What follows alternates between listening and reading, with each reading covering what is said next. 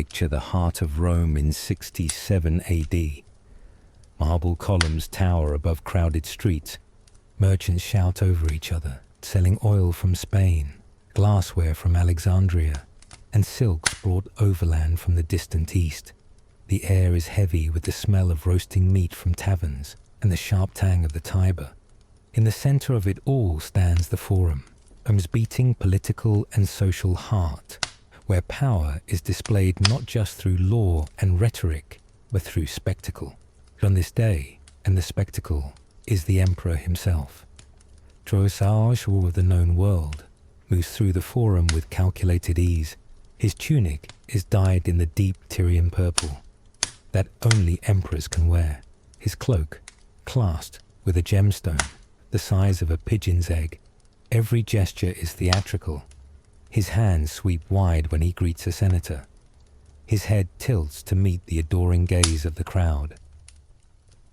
At his side walks someone so striking that conversations fall silent, and yet the silence feels heavy because every onlooker knows the truth they dare not speak.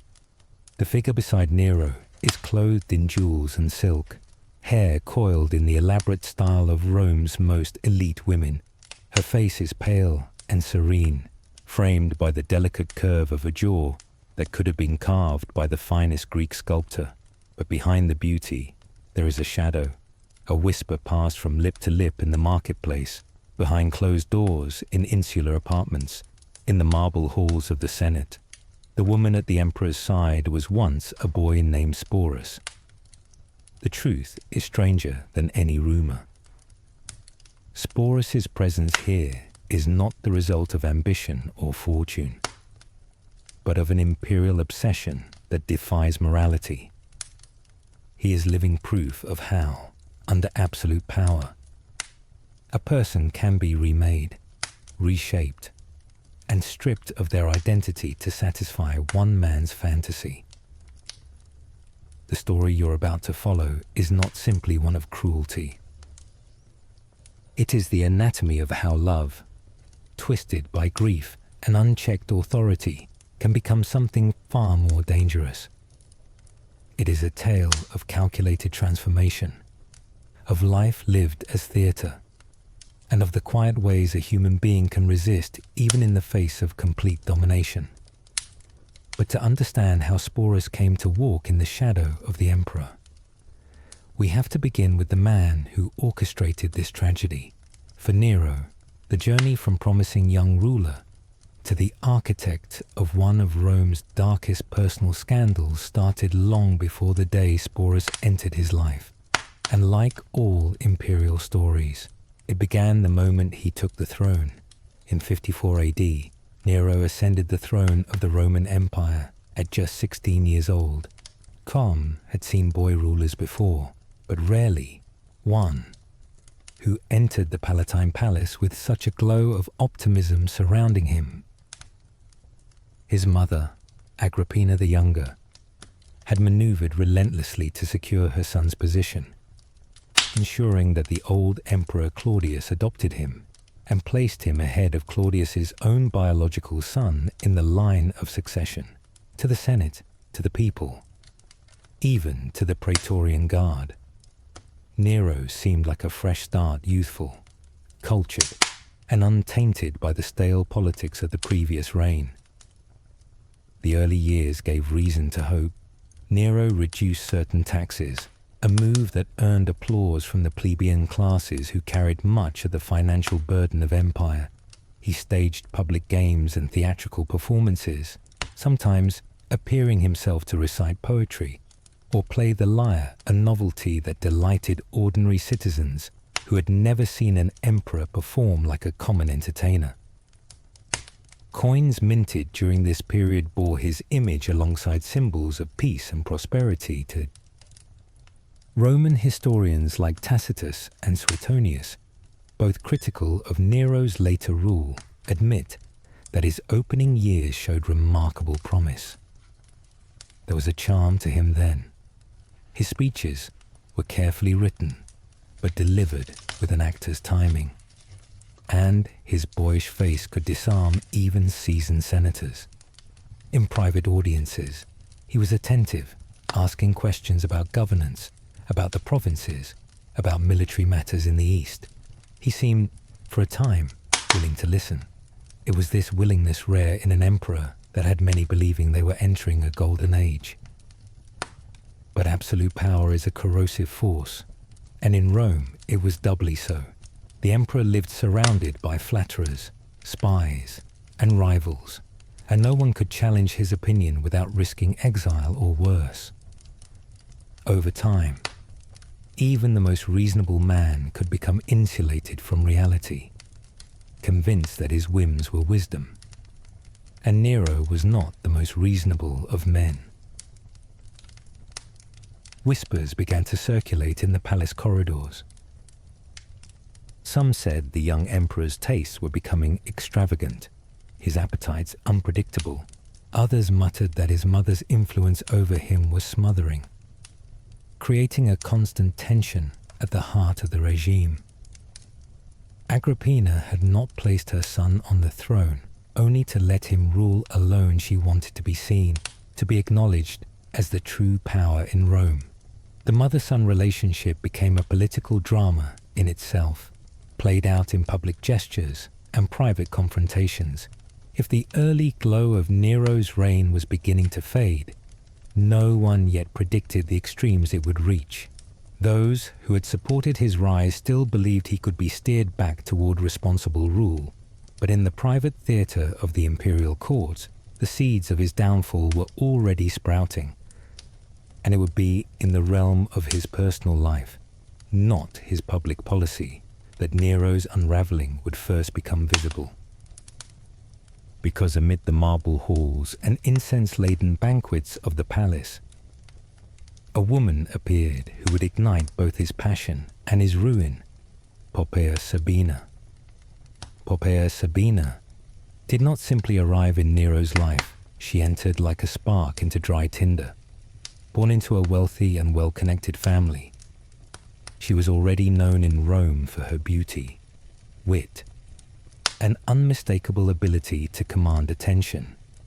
Ancient writers describe her complexion as luminous, her hair a burnished gold that Roman poets likened to harvested wheat, and her eyes as bright as polished emeralds.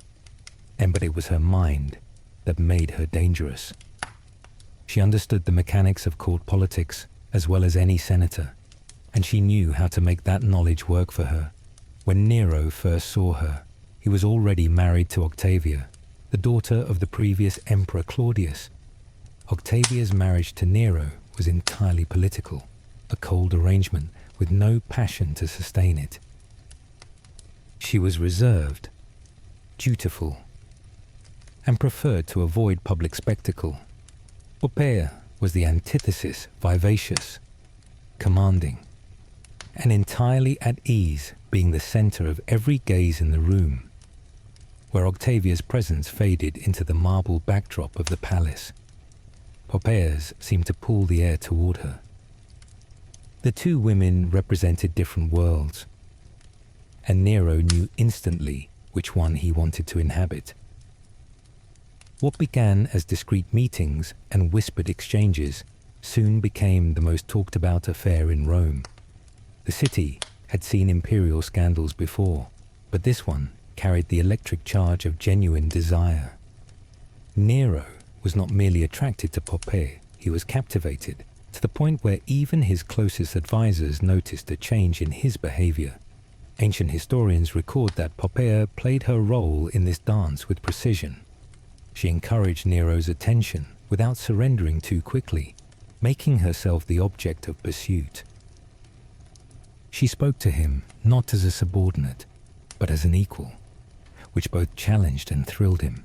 She could flatter his artistic ambitions, while also questioning his political decisions, a dangerous balancing act in a court where one misplaced word could end a career or a life.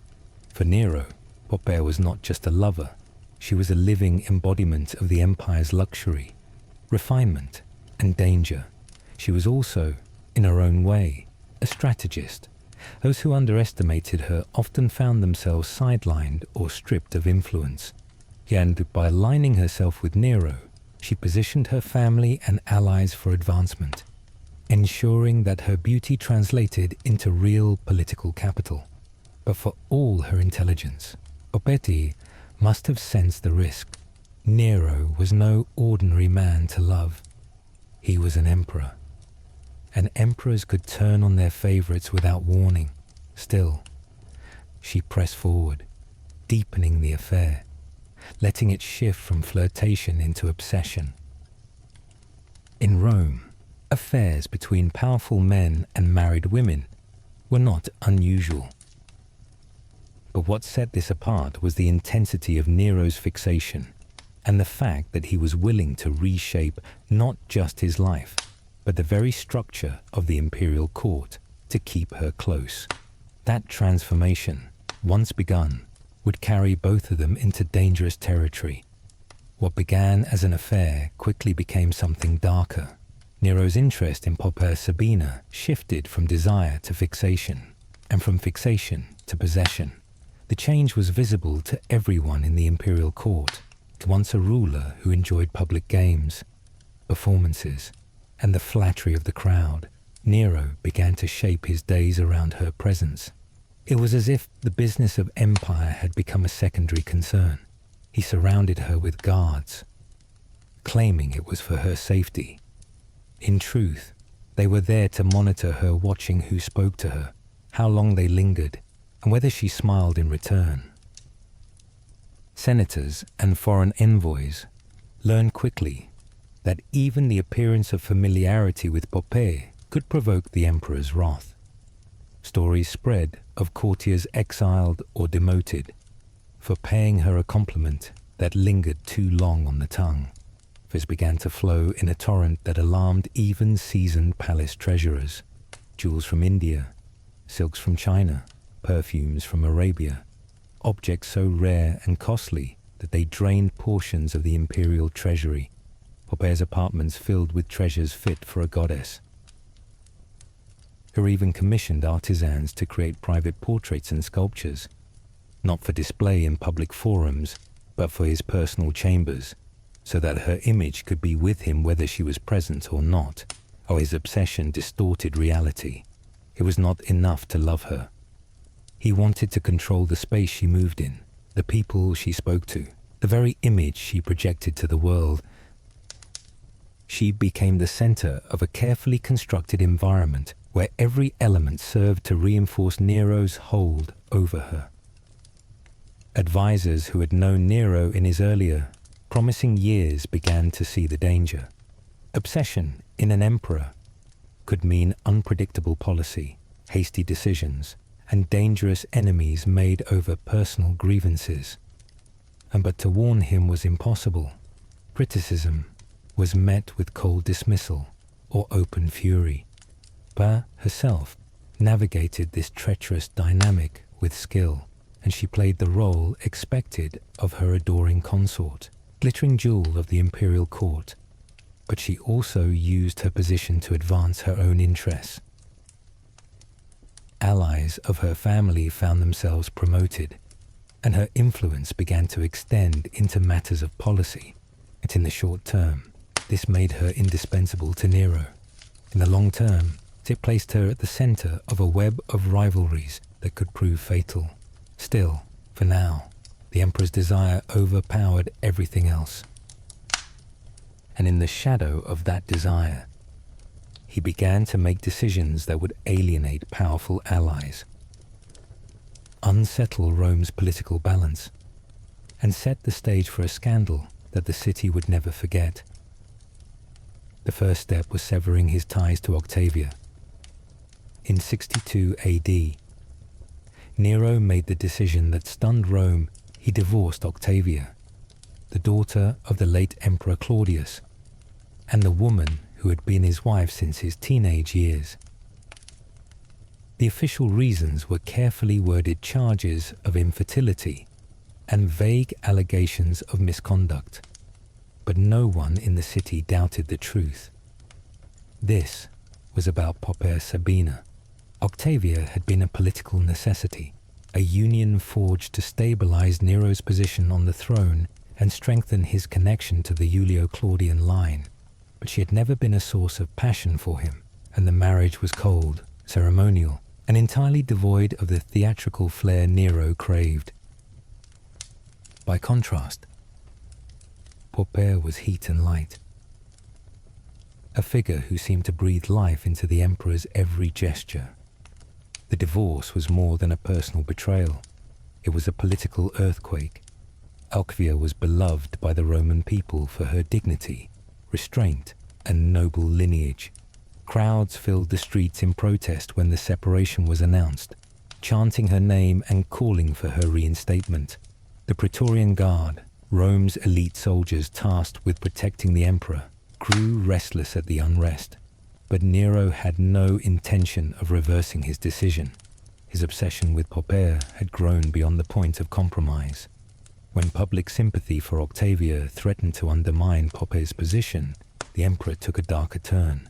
Accusations of treason and adultery were leveled against Octavia, charges almost certainly fabricated.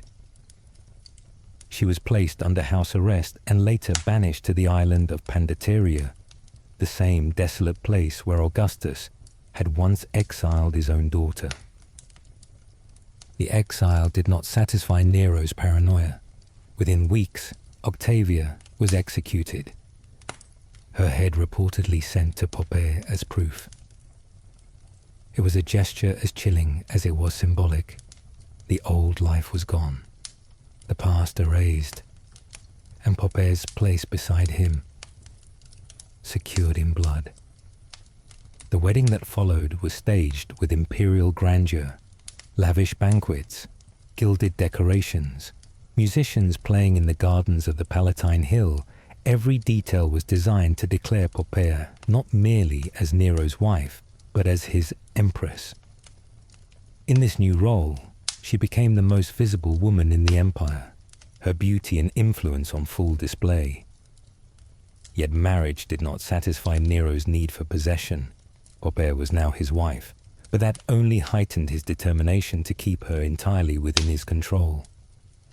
He began to isolate her from old friends and family, surrounding her exclusively with people whose positions depended on his favor. This was no ordinary imperial romance. It was the beginning of a closed world, one in which Poppæa would shine at the center of Nero's universe, and one from which there would be no escape if his love ever turned to rage. Her marriage transformed Poppæa's status, but it also transformed her life into something far narrower than the glittering role suggested. The empress lived in a palace of marble, and scented air, yet each luxury was a link in a chain.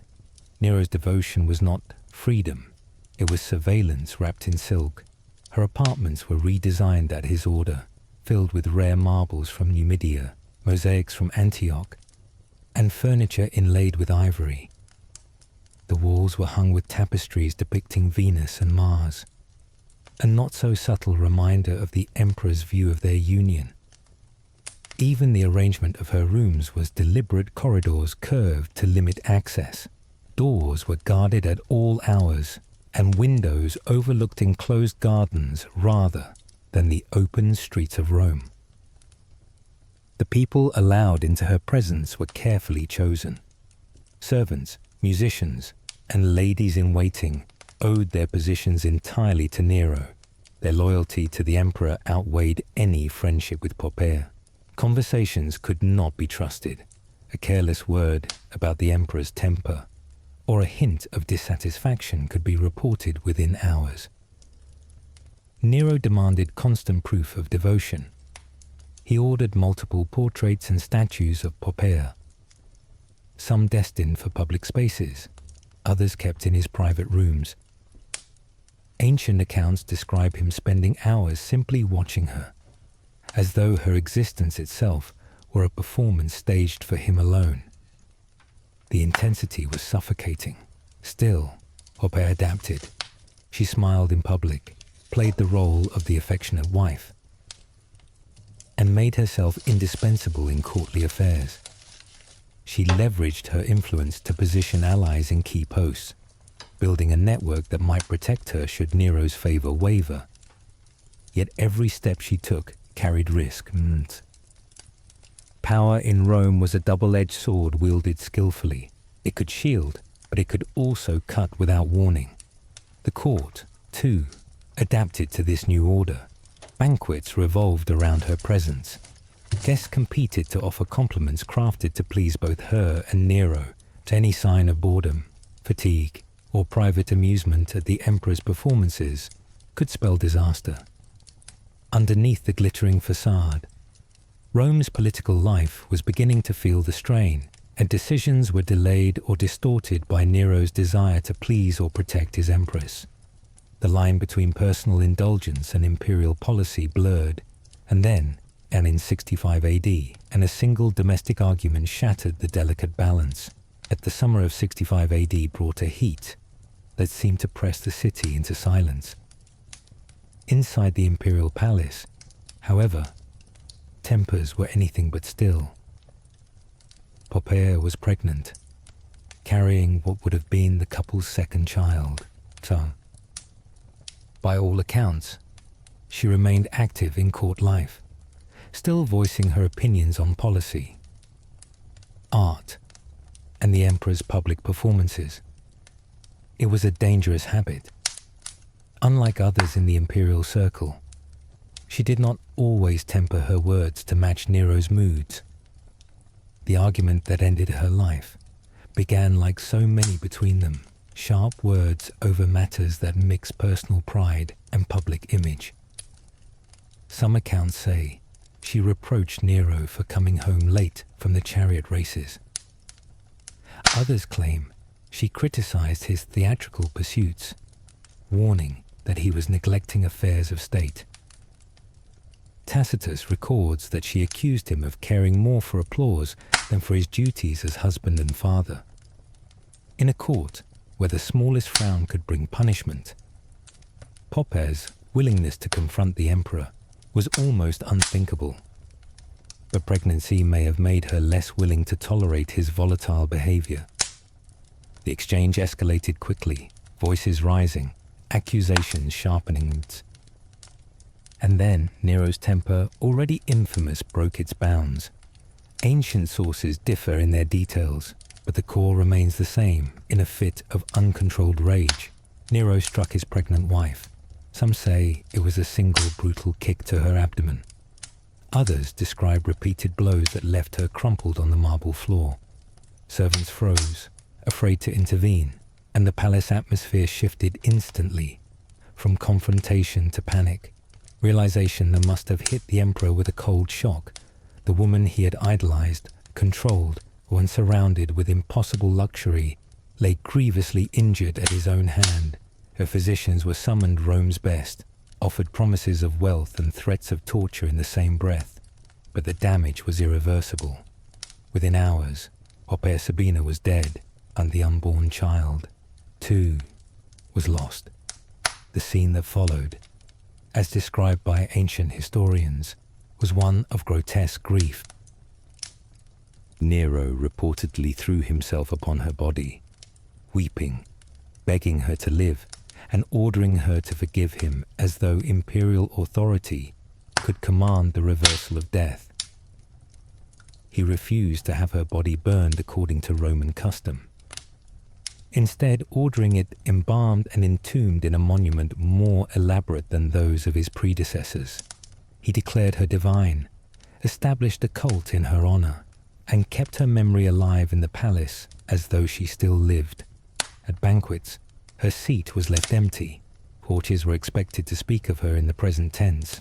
Anyone suggesting that the emperor should move on was swiftly exiled or executed. In this heightened, surreal atmosphere, where grief merged with denial, Nero's gaze began to settle on someone new. Not because he had forgotten Poppæa, but because he was about to try something even more disturbing to bring her back. In the months after Poppæa's death, the imperial palace existed in a twilight state between mourning and delusion. Nero moved through its halls surrounded by her images, paintings, sculptures, even clothing preserved exactly as she had left it. Conversations bent awkwardly around her absence, as though the entire court had agreed to sustain the fiction that she still lived. It was in this atmosphere that a young man named Sporus came to the Emperor's attention. He was likely 14 or 15 years old, born into slavery within the Imperial household and freed as a child. This placed him in a unique position, educated, trained for administrative service, and entirely dependent on the Emperor's favor for survival. Freedmen in such roles often enjoyed privileges beyond those of many freeborn citizens, but their security rested entirely on the whims of the powerful. And Sporus's defining misfortune was his face. Ancient writers Tacitus, Cassius Dio, and Suetonius among them note that his features bore an uncanny resemblance to those of the dead empress. The shape of the eyes, the fine structure of the cheekbones, even the softness of his expression, these were details that, to Nero's grief-clouded mind, seemed more than coincidence. In Rome, physical likeness could carry profound meaning. Many believed it hinted at deeper, even spiritual connections. To an emperor who had begun to treat death as an obstacle to be outmaneuvered, Sporus's appearance might have seemed a sign of chance to undo what had been lost. But there was one problem.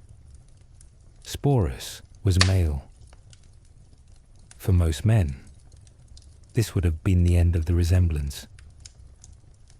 For Nero, who saw himself as a god with the power to shape reality, it was merely a challenge. He had already altered the political landscape of the empire to suit his personal desires. Now he would alter a person, and the plan he devised was not simply to dress Sporus as a woman, but to make the transformation permanent. He summoned the best physicians in Rome, men whose skills were usually reserved for the elite, and gave them an order that turned medicine into a tool of cruelty, reshaped this boy into Poppæa. What followed was no act of mercy or art, it was mutilation. The surgery was dangerous, excruciating, and often fatal from infection or blood loss. Yet in the emperor's palace, consent was meaningless. Sporus's life, his body, and his future were no longer his own. When the procedure was done, the boy who had been Sporus was given a new name, Sabina, after the dead empress. His life from that moment forward would be a carefully staged performance, a daily act of erasing himself to inhabit the role of another. And Nero was only getting started. Once the surgery was complete, Nero began the process of remaking Sporus into the living image of Poppæa Sabina. It was not enough that the boy's body had been altered. His entire manner of existence had to be reshaped to fit the emperor's fantasy. The transformation started with clothing. Imperial seamstresses worked for weeks to create gowns in the latest Roman fashions, designed to disguise any remaining traces of masculinity. They selected fabrics from the empire's farthest provinces: Egyptian linen, Chinese silk, Tyrian purple dye reserved for royalty.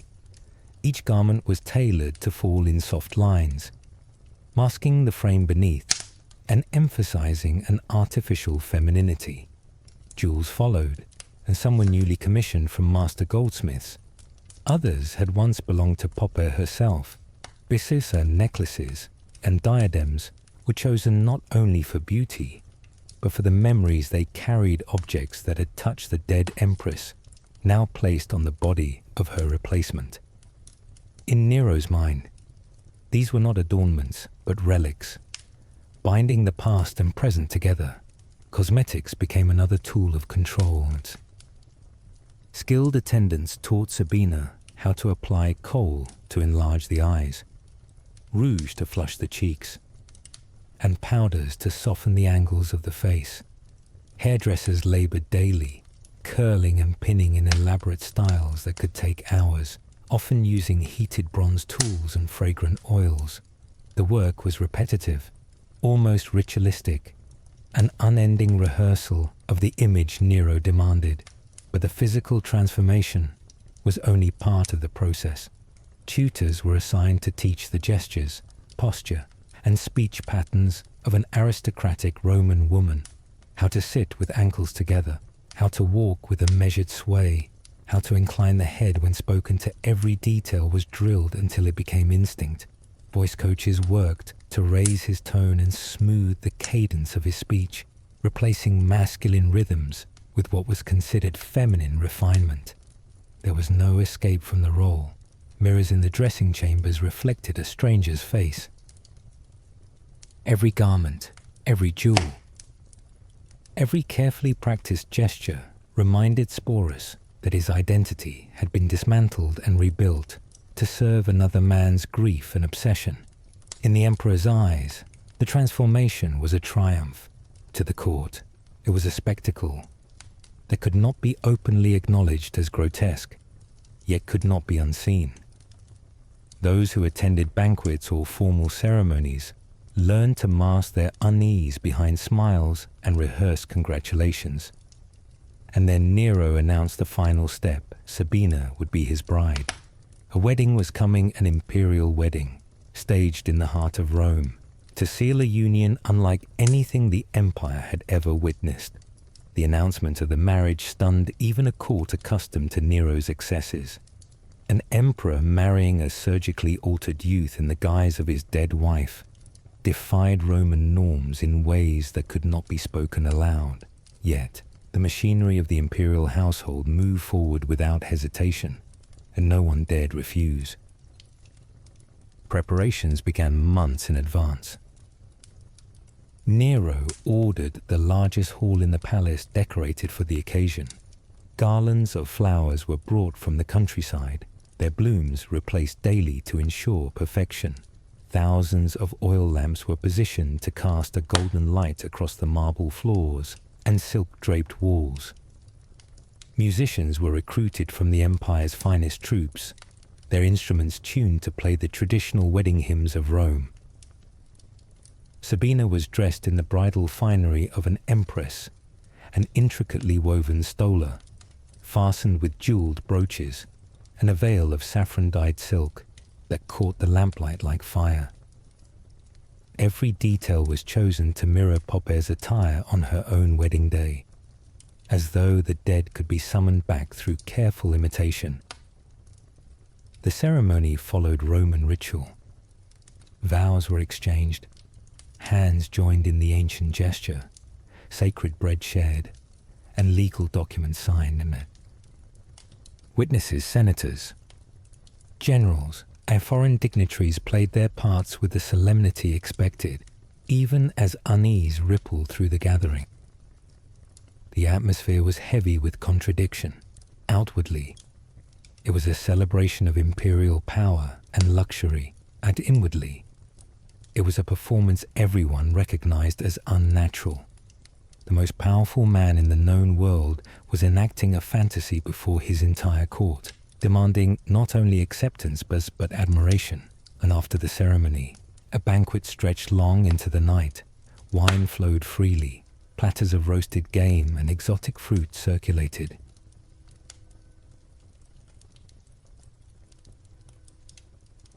And entertainers performed between courses. Sabina sat at Nero's side, the center of every toast, every formal address. In public, he was the Empress of Rome. In private, he was still the boy who had once been Sporus, now almost invisible beneath the layers of performance.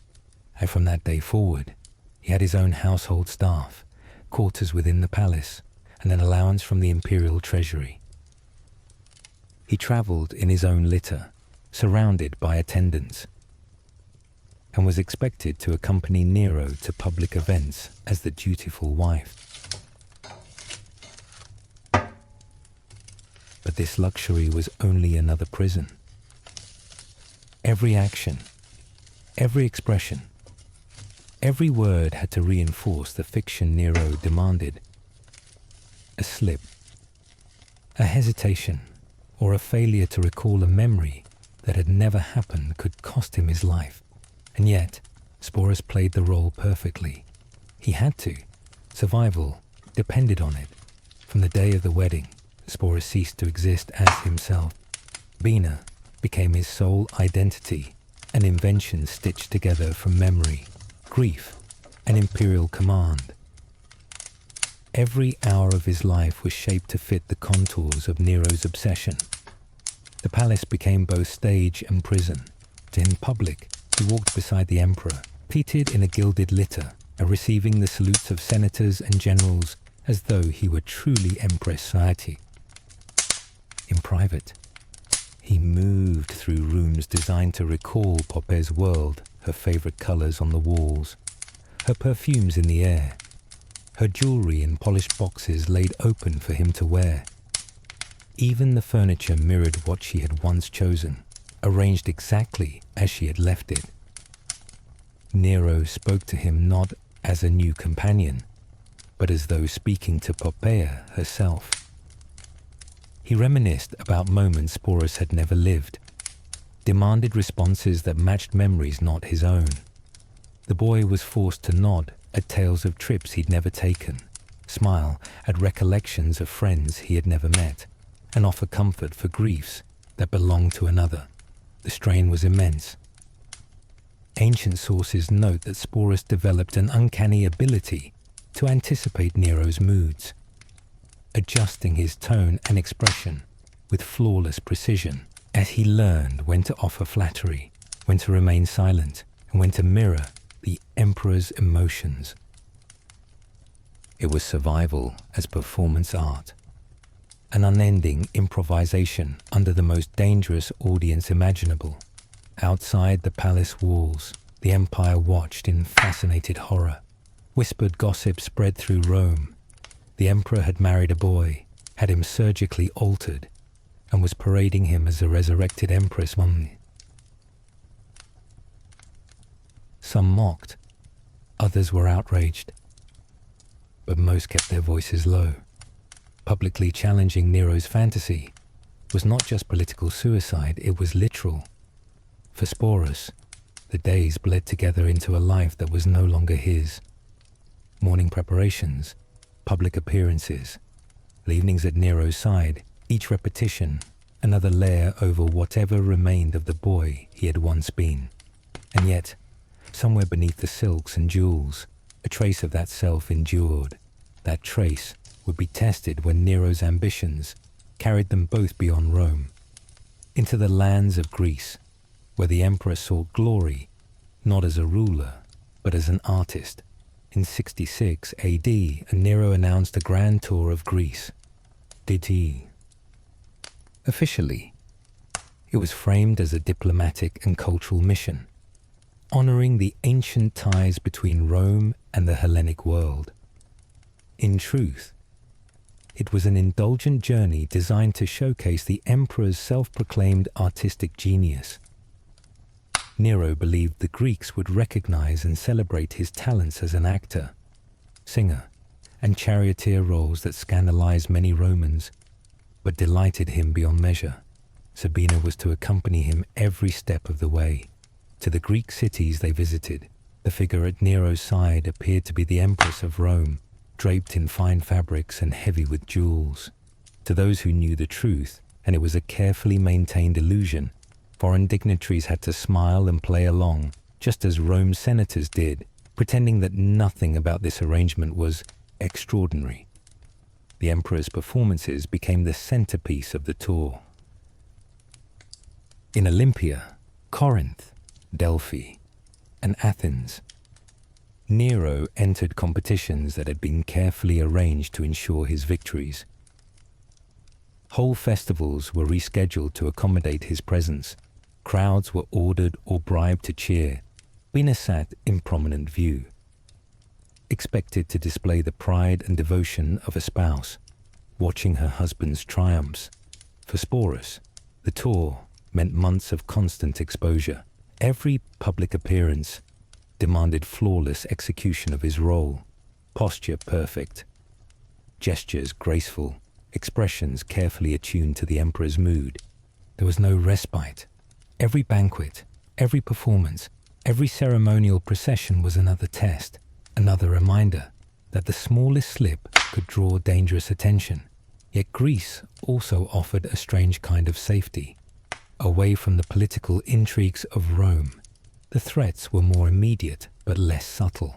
The danger lay in public humiliation or a flash of imperial anger, rather than the slow plotting of senators. Still, Sporus had no freedom. His life was chained to Nero's itinerary, his identity bound to the fantasy that had brought him here.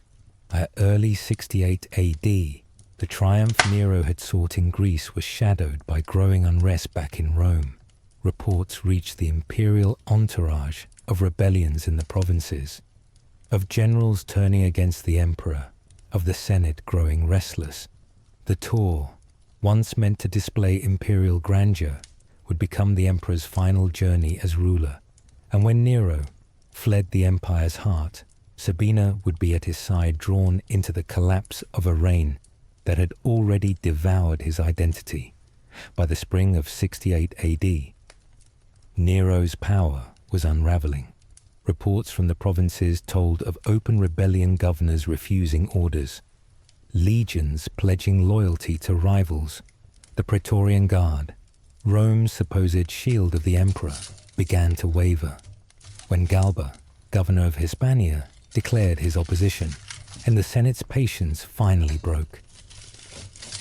Nero was formally declared an enemy of the state. The emperor's reaction was a mix of disbelief and desperation. In his mind, he was still the artist emperor beloved by the people. The idea that Rome could reject him seemed impossible. Yet within days, the danger became undeniable. Former allies defected, guards abandoned their posts, and messages arrived warning that troops loyal to the Senate were advancing on the city. Nero fled under cover of night, accompanied by a small, loyal entourage. Among them was Sporus, still Sabina, still expected to play the role of empress, even as the empire itself collapsed around them. They took refuge in a villa outside the city, his halls echoing with the tension of those waiting for inevitable capture. And Nero veered between grandiose escape plans and morbid theatrics. Speaking of fleeing to the east, of performing in distant theatres, of throwing himself on the mercy of the people. Just as quickly, his mood would shift to rehearsing his own death, asking attendants how to die with dignity, how to avoid capture and public humiliation. Sporus remained at his side through it all, a silent figure in the background of the emperor's final days, whether from fear, loyalty, or lack of choice. He stayed in character, responding when addressed as Poppæa, offering the gestures and tones expected of the role. Even here, on the brink of disaster, the fiction endured. And in June 1968 AD, word reached the villa that soldiers were closing in and faced with the prospect of being paraded through Rome in chains. Nero chose suicide. With the help of a freedman, he drove a dagger into his own throat, reportedly uttering the words, "What an artist dies in me." The emperor was gone, but for Sporus, the danger was not. Without Nero's protection, he was now a political prize, an ornament of imperial scandal that the next ruler could claim, display, or destroy at will. The living ghost of Poppæa Sabina would now be passed from one master to another, each with their own designs. With Nero dead, the empire lurched through a year of chaos historians would later call the Year of the Four Emperors. For Sporus, it was a year of being treated less as a person than as a possession, an artifact of Nero's reign that each new ruler could use to signal power, mock the past, or indulge personal whims. First, he was claimed by Nymphidius Sabinus, the ambitious praetorian prefect who had helped orchestrate Nero's downfall, invidious, eager to associate himself with imperial luxury, paraded Sporus in public, continuing to address him as Sabina and surrounding him with the trappings of an empress. The effect was part propaganda, part grotesque theatre, a reminder of Nero's decadence, but also a display of Sabinus's control over what Nero had most prized. After Nymphidius was murdered, in a failed bid for the throne, Sporus was passed to Otho, one of the contenders for imperial power. Otho had once been married to Poppæa before Nero took her as his wife, and possessing Sporus may have carried a personal, even vindictive edge. To some in Rome, it looked like an eerie inversion of history. The man who had lost Poppæa now had her double in his household. When Otho's reign ended in suicide after defeat by Vitellius, Sporus was transferred once again, this time into the hands of Vitellius himself. The new emperor had little interest in subtlety. Where his predecessors had used Sporus as an ornament or private companion, Vitellius planned something far more public and degrading. He announced that Sporus would appear in the Colosseum during an upcoming festival, forced to play the role of a mythological maiden, likely one destined for assault or humiliation in the reenactment. It would be staged before tens of thousands, blending cruelty with spectacle, the crowd complicit in the degradation. For Sporus, this was the breaking point. After years of surviving by performance, of masking his own will to preserve his life, he now faced a final act of humiliation from which there was no return. He made his choice quietly, and for the first time in years, it was entirely his own. Rather than submit to the spectacle Vitellius had planned, Sporus ended his life. Ancient accounts suggest he chose poison, a method that allowed him a measure of control over the timing and manner of his death. He was likely no older than 20. It was an ending both sudden and inevitable. From the moment Nero had decided he resembled Poppæa Sabina, Sporus's life had been consumed by another person's grief, obsession, and power. The boy he had been educated within the palace, perhaps with the hopes of a stable career in imperial service, had been erased, and in his place stood a construct, the Empress, who was not. The living ghost kept alive for the benefit of others' illusions. His suicide was the first and only decisive action he had been allowed to take in years. It denied Vitellius the public humiliation he had planned and closed the chapter of Sporus's life on his own terms. To the Romans who heard of it, the act may have seemed like surrender. In truth, it was a refusal. Ancient writers preserved his story mainly as a curiosity, another example of imperial decadence in the long catalogue of Rome's excesses. He expressed concern for Sporus as an individual, and almost none recorded anything about his life before Nero. What he thought, what he felt, what he dreamed of, these were lost, buried beneath the image he had been forced to wear. Yet across 2 millennia, a his story remains disturbingly vivid, and it is not only a tale of cruelty, but of the fragility of identity under absolute power. Sporus endured physical transformation, psychological conditioning, and relentless public performance. Yet in the end, he asserted one undeniable truth. His fate would not be decided in the arena for the amusement of others. The tragedy of Sporus is not just what was done to him, but how thoroughly he was erased while still alive. And perhaps that is why his name still echoes in history, because it forces us to confront the human cost hidden behind the glittering facade of empire. Sporus's death closed one of the most unsettling chapters in Rome's imperial history, but his story did not vanish with him. For later historians Tacitus, Suetonius, Cassius Dio, he became less a person than a symbol. In their writings, he stood for the grotesque extremes of imperial decadence, a cautionary figure illustrating what could happen when absolute power collided with personal obsession.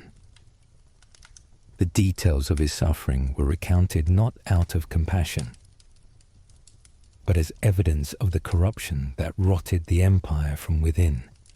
Nero's treatment of him was catalogued alongside the emperor's artistic pretensions, political murders, and excesses in spending.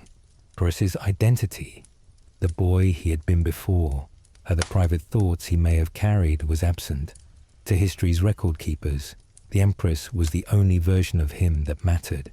And yet, in reading between the lines, a different story emerges. Sporus survived years of relentless coercion by mastering the role forced upon him.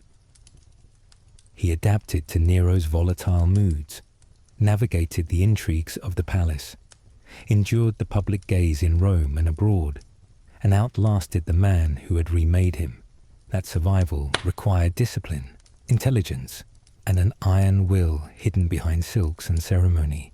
His suicide, far from erasing him, stands as the only uncontested act of self-definition in his adult life. It ensured that his final moments belonged to him, not to the crowd in the Colosseum or the will of an emperor. In that choice, Sporus reclaimed the one thing he had been denied from the moment Nero saw his face, the power to decide his own fate.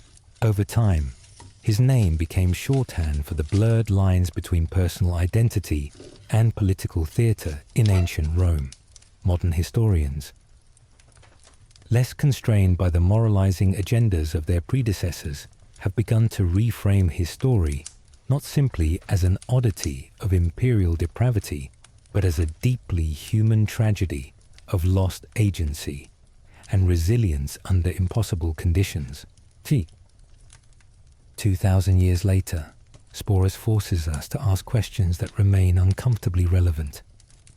How far can power go in reshaping another person's reality? What remains of the self when every outward sign of it is overwritten, and is the final act of refusal, even in death? A kind of victory, though Sporus left no writings, no recorded words of his own. The shape of his life has lingered in the margins of Roman history. His fate is recounted in scattered passages, often buried between accounts of battles, political plots, and imperial scandals. And yet those fragments have an afterlife appearing in plays, novels, and scholarly debates that seek to interpret his experience. In literature, he has been cast as a tragic victim, a political pawn, and even a dark mirror for the fragility of imperial grandeur. Artists have seized upon the eerie image of the living ghost, dressed in finery, standing beside Nero, as though time had reversed itself. Historians have used his story to illustrate the dangers of unchecked personal power, the vulnerability of those caught in the orbit of absolute rulers, and the human cost hidden behind the spectacle of empire in modern retellings. Sporus's ordeal resonates in unexpected ways. His forced transformation, erasure of identity, and life lived entirely for the projection of another's will find echoes in broader questions about autonomy, coercion, and the politics of the body. His story is not simply an ancient curiosity. It is a reminder that the abuse of power can take forms both spectacular and intimate, and that the destruction of a person's self can be as complete as any physical conquest. The fact that he is remembered at all is remarkable. Countless individuals in Rome's imperial machinery were used and discarded without a trace. Sporus's survival in the historical record is partly due to the sensational nature of his treatment by Nero, but it's also because his life embodied the contradictions of the empire itself, splendor and cruelty, calumny and violence, glory and degradation. We do not know what he would have wanted remembered, if anything at all.